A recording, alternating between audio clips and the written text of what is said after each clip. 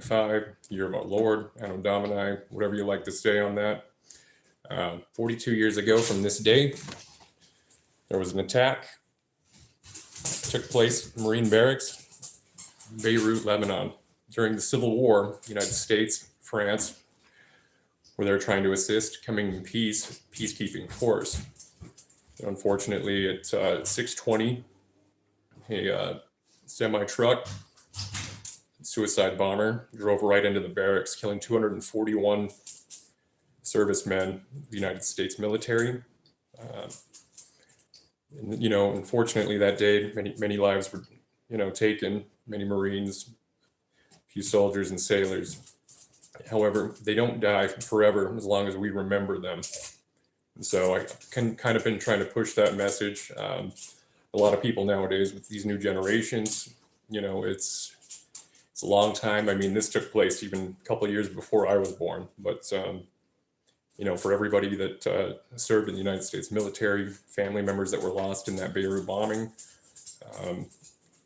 this is all in the memory of those. So other than that, I have put a video out there. I've dropped a few posts. I'm going to try to touch down more on this topic too. I mean, it definitely gets overlooked a lot. I finally wrapped up the Benghazi one. Man, that one, I could keep going on forever with that one. I had to finally just find an ending point to it. There's so many rabbit holes to go down. But I'm going to keep this live short. I won't be on for very much longer. I got other stuff to do, unfortunately, guys, work and all that good stuff. But more projects coming out. We'll have some Outlaw Gunners, have some stuff from South Dakota's own. There's a few people here, Medal of Honor recipients we haven't covered yet, as well as, other members of the military. With that, aside from that, with the Outlaw Gunners, what's fun, we'll get into, some of the,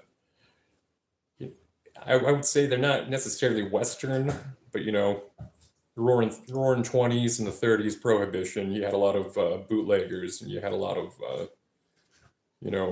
people of that area. And the exciting thing, or kind of the fun thing about it, is you look at the firearms that law enforcement had during the time, and then you look at the firearms, the cars, everything like that your bank robbers, whether it be Dillinger and his gang, or Bonnie and Clyde even.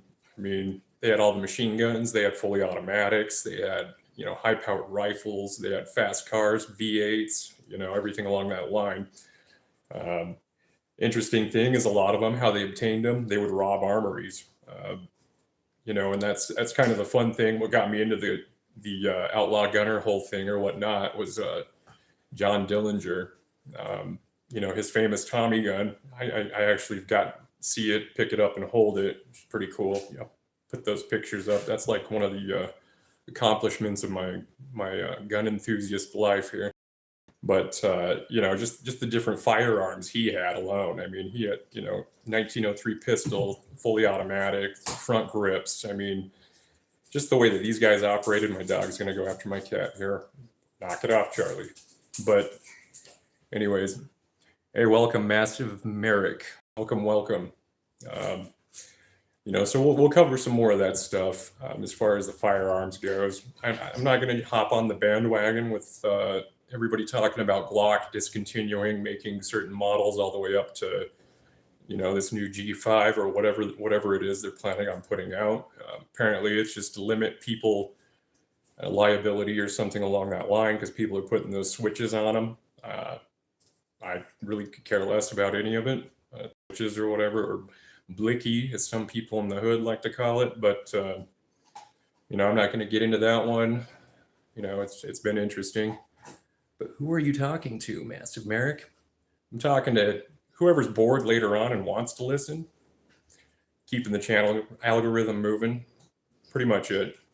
So, anyways, folks, that's all I really got today. You guys all enjoy. I'll have more projects coming out.